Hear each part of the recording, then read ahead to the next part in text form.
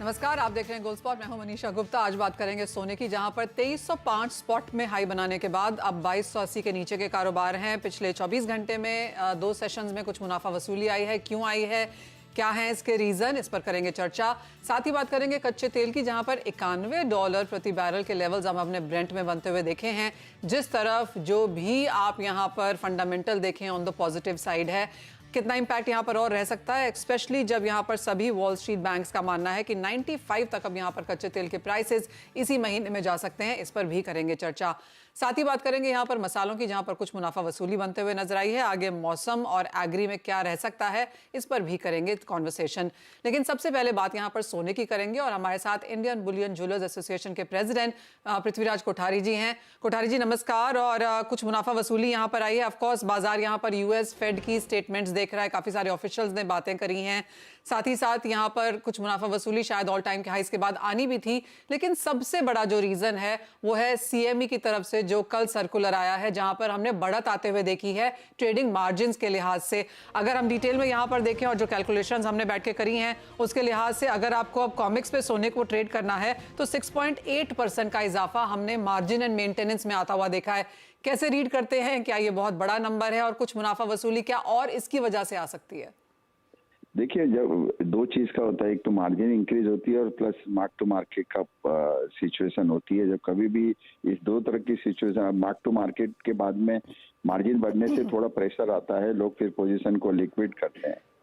तो मेरे हिसाब से इसमें थोड़ा करेक्शन तो होप कर ही रहे थे, बट आज पेरोल डेटा भी है तो उस हिसाब से भी थोड़ा करेक्शन आना चाहिए। बट मार्जिन इंक्रीज करने की वजह से काफी हद तक बाजार को एक करेक्शन आ जाएगा, लोगों की पोजीशन कम हो जाएगी। लिक्विडिटी क्राइसिस रहता है तो ऑलवेज भी दूसरे आइटम बेच के उसमें मार्जिन पे करते, तो इस तरह के चलते रहते। तो मुझे लगता है जो स्टेप लिया है उससे थोड़ा करेक्शन आना जरूरी है। जी हाँ, एब्सोल्युटली। क्योंकि अगर कॉमेक्स 100 गोल्ड, जो कि बहुत ज्यादा देखा जाता है अंतर्राष्ट्रीय बाजारों में सोने के प्राइसेस जो हम रोज देखते हैं, ऑफ कोर्स वहां पर जो मार्जिन्स हैं वो 8800 से बढ़ाकर अब $9400 पर कॉन्ट्रैक्ट कर दिया गया है, जो 6.8% का इजाफा है। कोठारी जी, यही हाल काफी हद तक चांदी का है। कॉमेक्स 5000 सिल्वर जो है उसका मार्जिन यहाँ पर 11.8% से बढ़ाया गया है, जो 8500 से अब 9500 हो गया है। चांदी में भी कुछ मुनाफा वसूली यहाँ पर देखने को मिली है। ऑफकोर्स अभी भी इसका एक सेंटिमेंट इंपैक्ट आना बाकी है। अभी भी हम धीरे धीरे यहाँ पर पोजीशन स्क्वायर ऑफ होता हुआ देखेंगे। ऑल टाइम हाईज बहुत जल्दी, बहुत ज्यादा तेजी तो ऑलरेडी देख ही चुके थे। चांदी में भी आपको लगता है कि अब थोड़ी स्थिरता, कुछ मुनाफा वसूली नियर टर्म में एक्सपेक्ट की जा सकती है? देखिए, चांदी जैसे भी मार्जिन जब ये बढ़ाते हैं तो जो वॉलेटिलिटी देखते हैं कि डे वॉलेटिलिटी कितनी होती है, तो उस हिसाब से वो लोग मार्जिन को इंक्रीज करते हैं। और चांदी की वॉलेटिलिटी आप कभी भी देखिए गोल्ड से काफी ज्यादा रहती है। हाँ, तो इस हिसाब से चांदी की मार्जिन नो डाउट बढ़ानी बहुत जरूरी भी थी और इसका इफेक्ट अभी आपको एमसीएक्स में भी देखने को मिलेगा। धीरे धीरे एमसीएक्स भी मार्जिन को उसको इंक्रीज करेगा।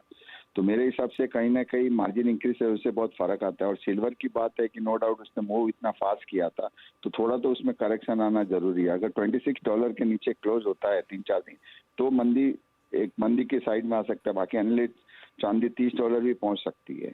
आपका पॉइंट सही है कोठारी जी, कि लॉन्गर टर्म अभी भी हम यहाँ पर फंडामेंटल के साथ अगर खेलें तो ऑन द स्ट्रॉन्गर साइड है। लेकिन जिस तरह की वॉलेटिलिटी थी, जिस तरह का एक तरफा मूव हमने यहाँ पर सोने चांदी में आता हुआ नजर आया, आई थिंक ये समय की बात है कि जब हम ये यहाँ पर होता हुआ देखते। पर मुझे आपसे क्वांटम भी समझना है कि 6.5 ऑलमोस्ट 7% का मार्जिन हाइक यहाँ पर सोने में और ऑलमोस्ट 12% का मार्जिन हाइक यहाँ पर चांदी में, आप ये क्वांटम कैसे देखते हैं?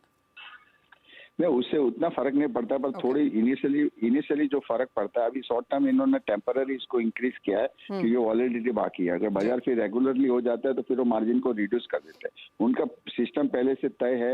यहाँ हमारे यहाँ एमसीएक्स में काफी ज्यादा मार्जिन है कंपेयर टू कॉमेक्स मार्जिन में, तो यहाँ पे भी इनको मार्जिन इस हिसाब से कॉमेक्स को देख के ही मार्जिन रखनी चाहिए। तो काफी लिक्विडिटी इसके एमसीएक्स में भी आ सकती है। तो ये जो मार्जिन का जो पोर्शन रहता है शॉर्ट टर्म, जैसे वॉलेटिलिटी रहता है, अभी आपने देखा सिल्वर $1.5 बढ़ गया था, इट मींस तो मार्जिन के ऊपर उसका प्राइस मूव कर गया था। जितने M2M जितनी इनिशियल मार्जिन होती है, मेंटेनेंस मार्जिन होती है, उसके ऊपर एक दिन का प्राइस मूव कर दिया तो रिस्क फैक्टर बढ़ जाता है। इस हिसाब से वो लोग मार्जिन को इंक्रीज कर देते। तो ये ट्रेंड रहता है। अगर बाजार स्मूथ रहता है, फिर स्लो रहता है, तो फिर मार्जिन अपने आप वापस वो लोग रिड्यूस कर देते हैं। एब्सोल्युटली, वो ऑफ कोर्स आगे जाकर यहाँ पर देखना होगा। कोठारी जी, अगर हम अक्टूबर से अब तक की बात करें तो सोने के भावों में करीब करीब 25% की तेजी हम आता हुआ देख भी चुके थे। अब जो ये थोड़ा बहुत करेक्शन है और जो मार्जिन का इम्पैक्ट आया है, शायद आने वाले दिनों में भी आएगा, जैसे जैसे बाजार इसको यहाँ पर रिएक्ट करता है, कहां तक एक सपोर्ट बनता हुआ देखते हैं फिर आप सोने और चांदी दोनों में ही? देखिए, कभी आपने देखिए 2060 से गोल्ड ने मूव करना चालू किया था जी। और धीरे धीरे मार्च में आप देखोगे तो 2060 का प्राइस था। तो कभी भी $260 के आसपास एक मूव रहता है, $242 टू $60। उसके बाद में एक करेक्शन आना जरूरी हो जाता है, फिर वो एक्सट्रीमली ओवरबॉट में चला जाता है। अब ये धीरे धीरे ओवरबॉट टेरिटरी में, अब अपसाइड जाने की लिमिट कम होती है। बाय एकदम बाइंग साइड की एकदम पोजीशन नील हो गई। अब लोग कोई इस प्राइस पे कोई बाय नहीं कर रहे हैं, तो हर जगह पे उसका बाइंग का पावर ही खत्म हो गया है। और जो सेल होता है या जो बहुत स्टॉप ट्रिगर होता है उसके ऊपर ये बाकी फिजिकल बाइंग इसके बहुत कम हो गया। अब आप देखोगे एमसीएक्स $40 डिस्काउंट में मिल रहा है, लोकल मार्केट $23 डिस्काउंट है। तो इस तरह की मार्केट अगर डिस्काउंट में रहती है तो नो डाउट इंपोर्ट पे भी उसका इफेक्ट आएगा। जी, कोठारी जी, एक और चीज यहाँ पर, अब ऑफ कोर्स मुनाफा वसूली यहाँ पर आई भी है, डिस्काउंट में बाजार चल भी रहा है यहाँ पर। अब यहाँ से किस तरह की मूवमेंट आप बनता हुआ देखते हैं? ऑल टाइम हाइज अभी भी 2400-2500 की यहाँ पर बातें की जा रही हैं। आपको लगता है वो ट्रेजेक्ट्री अभी भी यहाँ पर सेट है? देखिए, मुझे लग रहा है कि एक बार करेक्शन आना जरूरी है। अगर हुआ है, आपने देखा होगा तो काफी बढ़ गया है और लोग काफी लॉन्ग पोजीशन लेके बैठे हुए हैं कहीं ना कहीं। तो उनको, और आप कैरी फॉरवर्ड चार्जेस देखिए तो ऑलमोस्ट वन रोल ओवर का $21 से $22 कैरी फॉरवर्ड चार्जेस। मुझे रखना बाइंग करके आदमी इतने टाइम बैट होल्ड नहीं कर सकता है। शॉर्ट टर्म के लिए है, नो डाउट जब भी करेक्शन आएगा तो $100, $150, $200 तक का करेक्शन आ सकता है। और मेरी यही सलाह है कि लॉन्ग टर्म के लिए 2200 का पुट बाय करके रख दी। कोठारी जी, एक फाइनल सवाल, एक और चीज भी यहाँ पर है कि पेपर गोल्ड में बहुत खरीदारी हुई है, ऐसा बाजार मान के चल रहा है, क्या यहाँ पर भी एक इम्पैक्ट हम इस मार्जिन हाइक का आता हुआ देखेंगे? देखिए, यहाँ पे मार्जिन नो डाउट काफी हाई है। अगर आप कंपेयर टू कॉमेक्स करते हैं तो यहाँ पे मार्जिन काफी हाई। यहाँ पे 2-3 फैक्टर है, रुपये का फैक्टर भी काम करता है, कस्टम ड्यूटी का भी फैक्टर काम करता है और प्लस इंटरनेशनल मार्केट का फैक्टर भी काम करता है। तीनों मिक्स करके उस हिसाब से इन्होंने मार्जिन काफी हाई रखी है। अगर मार्जिन कॉमेक्स के कंपेयर करें तो यहाँ पे भी लिक्विडिटी काफी आएगी और एक्सचेंज के अंदर वॉल्यूम भी आएगा। और ईटीएफ की बाइंग अभी कॉन्स्टेंटली भी ईटीएफ की अभी भी बाइंग हो रही है। ऐसा नहीं कि इंडिया में ईटीएफ बाइंग नहीं हो रही है, बट थोड़ा स्लो डाउन है। मुझे लगता है एक लंबा करेक्शन अच्छा आना चाहिए, मे बी $2200 और $2150 तक का। ओके, सो 2200 और 2150 तक के लेवल्स यहाँ पर नीचे में देखने को मिल सकते हैं। एक मार्जिन हाइक का सीधा इंपैक्ट हमने बाजार में आता हुआ देखा है। और जैसे कोठारी जी ने कहा भी कि इंडियन मार्जिन्स अगर आप इंटरनेशनल से कंपेयर करें तो ऑन द हायर साइड अभी भी हैं। तो हेजिंग को लेकर ऑफकोर्स अगर वो कम किए जाते हैं तो यहाँ पर हम और पार्टिसिपेशन आता हुआ देख सकते हैं। कोठारी जी, बहुत शुक्रिया साथ जुड़ने के लिए और बहुत डिटेल में वो मार्जिन हाइक का इम्पैक्ट यहाँ पर बाजार में समझाने के लिए भी। हमारे साथ एमिरेट्स एनबीडी के धर्मेश भाटिया हैं। धर्मेश, आप कैसे देखते हैं ये सीएमई का मार्जिन हाइक और इसका इम्पैक्ट? देखिए, मेरे हिसाब से जो इन्होंने मार्जिन बढ़ाया है वो एक्चुअली वॉलेटिलिटी रोकने के लिए बढ़ाया है और प्लस आज वीकेंड भी है तो मुझे लगता है कि प्राइस में थोड़ी सी मुनाफा वसूली देखने मिल सकती है। पिछले हफ्ते से मार्केट में काफी अच्छी वॉलेटिलिटी आ चुकी है प्राइस में, तो करंट लेवल पे मैं एक्सपेक्ट करता हूँ कि यहाँ पे बिकवाली करके चल सकते हैं। खाली स्पेक्युलेटर इसमें हावी है, जो फंडामेंटल जिन्हें लॉन्ग टर्म बाय करना है तो मैंने वेट एंड वॉच की सलाह दूंगा। जिस तरह कोठारी जी ने कहा है कि मार्केट काफी ओवरहीट ओवरबॉट पोजीशन में आया है और एक्सचेंज इसलिए उतरा है मार्केट में कि रेट मार्केट को स्टेबल कर दे, क्योंकि एक तरफा आग लगी हुई है प्राइस में और प्राइस कंटिन्यूस बढ़ रहा है। तो मेरे हिसाब से अगर आप देखिए तो फंडामेंटली और टेक्निकली प्राइस में यहाँ से एटलीस्ट $50 से $100 की गिरावट आपको आने वाले समय में देखने मिल सकती है। और जो रेट हाइक की जो न्यूज है ऑलरेडी प्राइस में डिस्काउंटेड है। तो अगर सोने की बात करें तो मैं एक्सपेक्ट करता हूं कि सोना यहाँ से एटलीस्ट अराउंड 69,000 तक के लेवल्स आपको दिखा सकता है, एक या दो ट्रेडिंग सेशन हमें भी एक हफ्ते के अंदर। और अंतरराष्ट्रीय मार्केट की बात करें तो 2250 का स्तर है जो काफी की लेवल है, मार्केट वहां पे आके संभल सकता है। रही चांदी की बात तो चांदी फिर से $30 का लेवल ब्रेक नहीं कर पाई है और वहां से फिर से आपको मुनाफा वसूली देखने मिल सकती है। डोमेस्टिक मार्केट में भी 80,000 का स्तर ब्रेक नहीं कर पाया है, तो यहाँ पे एटलीस्ट 500 से 1000 रुपए की गिरावट आपको करंट लेवल से देखने मिल सकती है। ऑलराइट, रवि, आपका क्या व्यू है यहाँ से? अगर किसी को खरीदना चाहिए या फिर अब बेच के काम करें, क्योंकि ये जो मार्जिन हाइक का इम्पैक्ट है वो ऑफकोर्स प्राइसेस में धीरे धीरे बनता हुआ नजर आएगा। जरूर से आज ये इम्पैक्ट रहेगा, बट मुझे लग रहा है कि मार्जिन हाइक करना वैसे देखे तो बायर एंड सेलर दोनों के लिए नेगेटिव है, क्योंकि सेलर ज्यादातर सेलर फंसे हुए हैं। सेलर की जो पोजीशन है उसमें उसको 2 हिट लगती है, एक तो मार्जिन हाइक भी लगता है, साथ में एम टू एम का भी प्रेशर होता है। तो पहले एक पोजीशन सेलर के करते हुए ध्यान रखें। आई थिंक कि आज इंट्राडे के लिए डेफिनेटली जिस हिसाब से फंडामेंटल्स है एंड जहां से गोल्ड बढ़ा है, ना तो डॉलर इंडेक्स में कुछ इतना गिरावट था, ना तो ट्रेजरी यील्ड इतनी गिरी थी। एक थोड़ा स्पेकुलेटिव पोजीशंस था जो थोड़ा हाइप बाइंग था due to this geopolitical events. तो मुझे लग रहा है कि आज थोड़ा मुनाफा वसूली का प्रेशर हो सकता है। शॉर्ट टर्म प्लेयर्स या इंट्राडे प्लेयर्स वहां पे सेल कर सकते हैं। लेवल्स पे से बात करें, 69,520 के करीब गोल्ड के प्राइसेस चल रहे हैं, 69,600 के करीब बेच है। स्टॉप लॉस 69,820 का लगा है और डाउन साइड 69,100 तक के लेवल आने चाहिए। और सिल्वर में 79,500 के करीब एक बार बेच के चले, स्टॉप लॉस 80,000 का लगा है और डाउन साइड 78,700 तक के लेवल की उम्मीद करनी चाहिए। पॉइंट टेकन, यानी कुछ मुनाफा वसूली यहाँ पर ऑलरेडी हम देख चुके हैं। मार्जिन हाइक का प्रेशर यहाँ पर बरकरार रहेगा। वॉल्टिलिटी काफी स्ट्रांग थी, बाजार हीटअप हो चुके थे और ये शायद स्टेप लिया ही जाने वाला था। इंटरनेशनल मार्केट्स में अगर यहाँ पर और बिकवाली आती है तो उसका सीधा इंपैक्ट ऑफकोर्स हम इंडियन बाजार में भी यहाँ पर सोने और चांदी दोनों में आता हुआ देखेंगे, जहां पर मुनाफा वसूली के साथ फिलहाल कारोबार है और जो हायर लेवल्स हैं वहां से हमने भाव गिरते हुए देखे भी हैं। ये तो बात हुई सोने चांदी की। बात अब यहाँ पर कच्चे तेल की करेंगे। हमारे साथ नरेंद्र तनेजा जी हैं। नरेंद्र तनेजा जी नमस्कार। एक तरफा तेजी यहाँ पर भी है, ये दूसरा लगातार ऐसा हफ्ता है जब कच्चे तेल में यहां पर तेजी के साथ कारोबार है। और एक जेपी मॉर्गन की रिपोर्ट है जो कहती है कि मार्च की अगर आप ग्लोबल डिमांड देखें तो 101.3 मिलियन बैरल प्रति दिन की रही है ग्लोबली। और अंतर्राष्ट्रीय बाजारों में भी हमने देखा है कि यहां पर डेफिसिट्स की बातें अब फिर से आने लगी हैं। कैसे देखते हैं आप इन सब फंडामेंटल्स एंड फैक्टर्स को?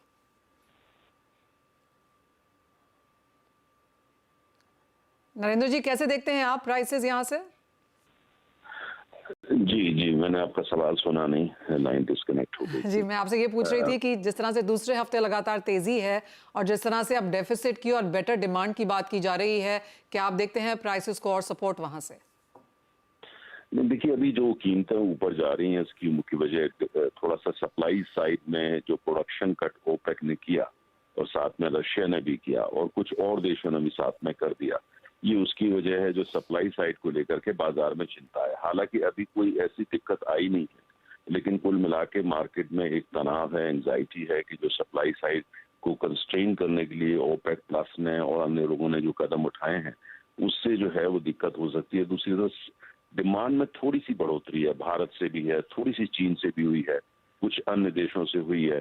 तो बाजार को ऐसे लग रहा है कि डिमांड जो है वो शायद आगे बढ़ेगी और सप्लाई जो है उसमें दिक्कत आ सकती है। तो उसका रिफ्लेक्शन है। अभी ये एक्चुअल में ऐसा हो गया उस पर बेस नहीं है। अभी ये कुल मिलाकर के एक उनका एक डर है जिसकी वजह।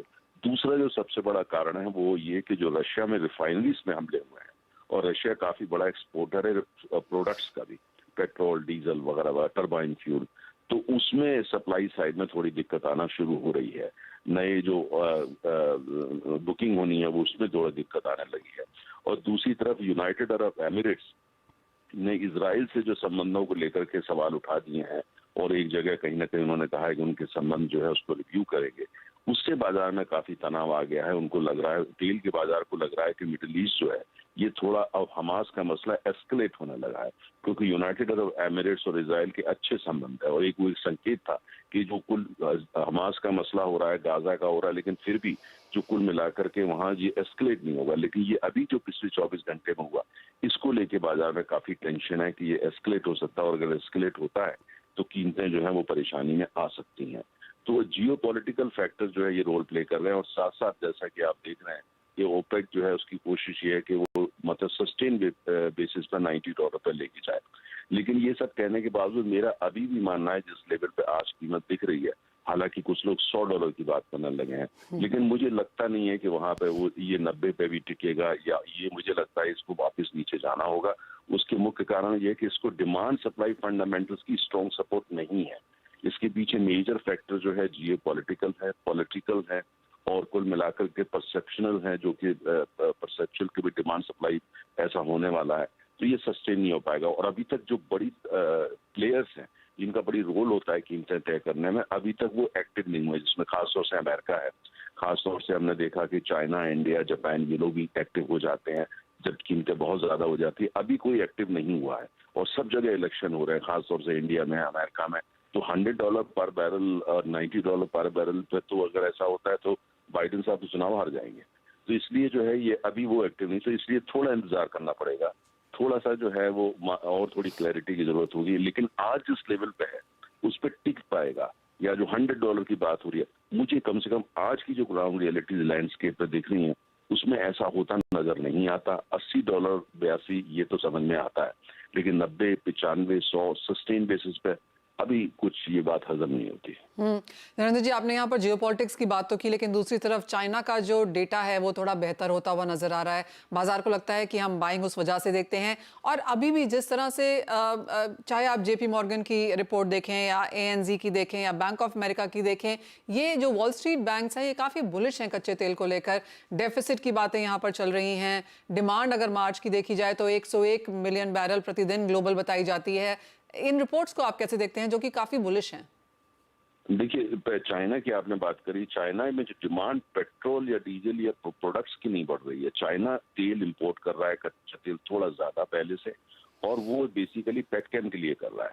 जो पेटकेम में चाइना का जो एक्सपोर्ट्स है वो बढ़ा है, तो वो इंपोर्ट करके पेटकेम कर रहा है। दूसरी तरफ जो आपने बात करी कि जो जिस तरह की जो वॉल स्ट्रीट के बिगीज हैं उनका जो परसेप्शन है, पहली बात तो ये सब मार्केट में प्ले करते हैं, तो इनकी जो रिपोर्ट्स होती हैं उनको हमेशा जो है we have to take with a pinch of salt. मैं वो कोई बाइबल या गीता नहीं होती, तो अपने हिसाब से ये लोग करते हैं।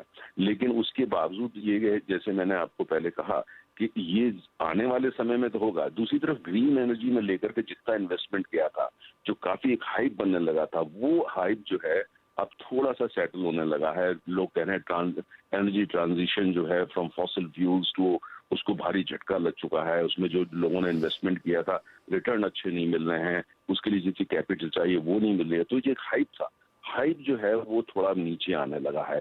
कुछ लोग तो इस हद तक जा रहे हैं, कह रहे हैं एनर्जी ट्रांजिशन फेल हो गया।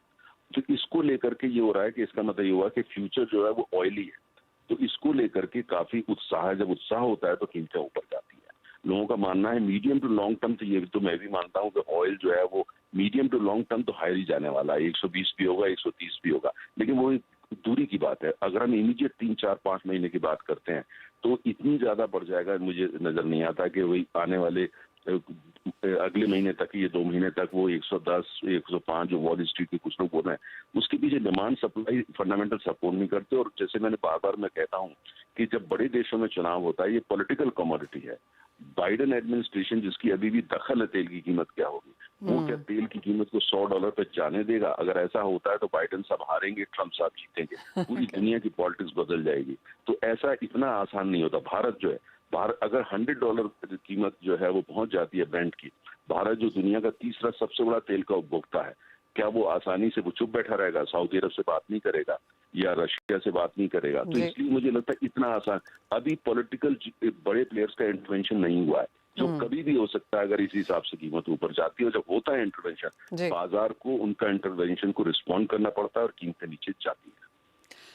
वो पॉइंट बहुत सही आपने बोला यहाँ पर। आज ऑफ कोर्स यहाँ पर 2% की तेजी है, 91 के स्तर निकलते हुए नजर आए हैं, लेकिन जैसे आपने कहा कि फिलहाल सस्टेन नहीं होंगे क्योंकि ये साल काफी इंपॉर्टेंट है। ऑफ कोर्स जियोपॉलिटिक्स एक तरफ है, चाइना दूसरी तरफ है, लेकिन इलेक्शंस जो है वो एक काफी बड़ा मुद्दा यहाँ पर रह सकता है। नरेंद्र जी, बहुत शुक्रिया साथ जुड़ने के लिए और कच्चे तेल पर वो फंडामेंटल्स शेयर करने के लिए। इसी के साथ एक ब्रेक का समय है। हमारे एक्सपर्ट्स लेकिन हमारे साथ बने रहेंगे।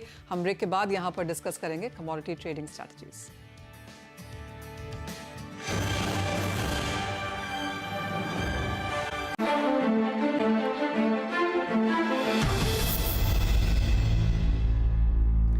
स्वागत है, आप देख रहे हैं कमोडिटी राउंड अप। और धर्मेश, आपसे पहले जानना चाहेंगे, नरेंद्र त्रिवेदी जी को तो लगता है कि लॉन्ग टर्म में 120, 130 के प्राइसेस भी हो सकते हैं, लेकिन ऑफ कोर्स नियर टर्म में नहीं, क्योंकि इस साल इलेक्शंस हैं।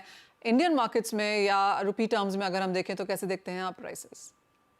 देखिए, मैं अभी भी काफी बुलिश हूँ। इनफैक्ट लास्ट 3-4 महीने से मैं कंटिन्यूसली शो में यही कह रहा हूँ कि मार्केट में ट्रेजेक्टरी अपसाइड डायरेक्शन में, डाउनसाइड रिस्क काफी लिमिटेड है।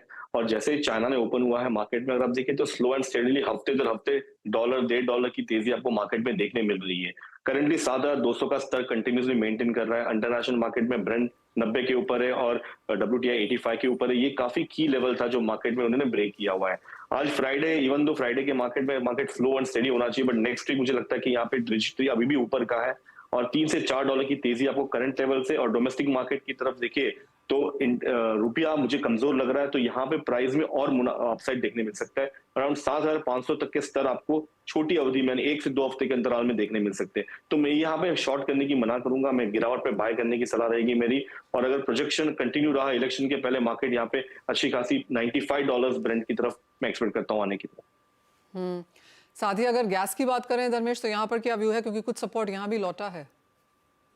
देखिए, गैस की बात करें तो गैस काफी चंचल कमोडिटी और इसकी वॉलेटिलिटी काफी सीमित दायरे में ट्रेड होती है। यहाँ पे मोमेंटम मुझे लगता है कि 140, 135 डाउनसाइड, अपसाइड 160, 175। इसकी जो मेन वॉलेटिलिटी हमेशा ठंडी के माहौल में होती है, तो करंटली मैं सलाह नहीं दूंगा इसमें ट्रेड करने की, और वेट एंड वॉच की स्ट्रेटेजी रहेगी मेरी इसमें।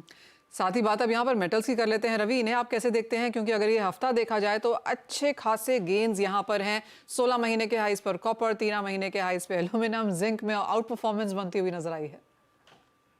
जरूर से इस सप्ताह में काफी अच्छी बाइंग देखने को मिली। डॉक्टर धर्मेश का डॉक्टर कॉपर सबसे ज्यादा आउट परफॉर्म करके गया है।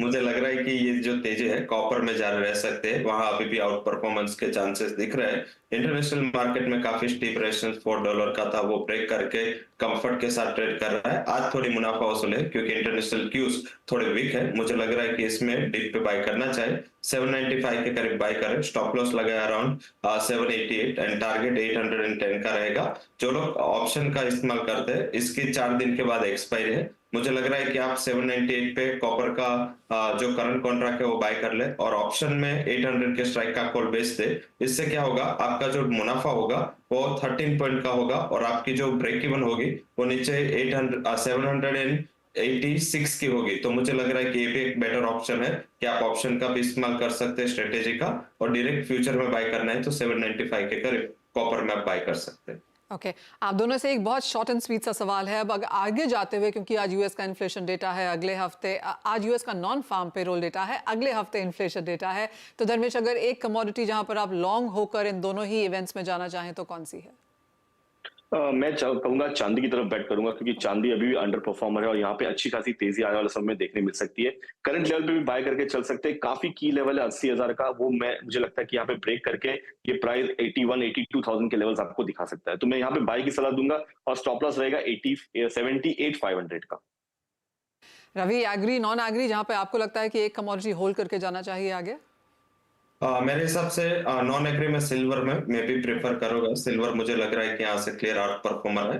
बाय करें 79,000 के जितने करीब मिले। स्टॉप लॉस 78,200 का लगा है और 81,000 तक के शॉर्ट टू मीडियम टर्म के टारगेट वहां पे देखने को मिल सकते हैं। नॉन एग्री बास्केट से मुझे लग रहा है कि जो क्रूड की तेजी है इसका एक सेंटिमेंट सपोर्ट गुआर कॉम्प्लेक्स में आता दिख सकता है। गुआर में काफी टाइम का अंडर परफॉर्मेंस है। गुआर गम बाय करें 10,500 के करीब बाय करें। स्टॉप लॉस लगाए 10,120 का और 11,000 तक के लेवल इस टाइम गुआर गम में भी देखने को मिल सकते हैं। ऑलराइट, सोना, चांदी, कच्चा तेल, गैस, गुआर, सभी में यहाँ पर तेजी की एक्सपेक्टेशन है। खरीदारी के व्यूज भी बनते हुए नजर आए हैं। बहुत शुक्रिया धर्मेश आपका और रवि आपका भी साथ जुड़ने के लिए और तमाम स्ट्रैटेजीज पे चर्चा करने के लिए। ब्रेक का समय है, जब लौटेंगे तो बात करेंगे इक्विटीज की।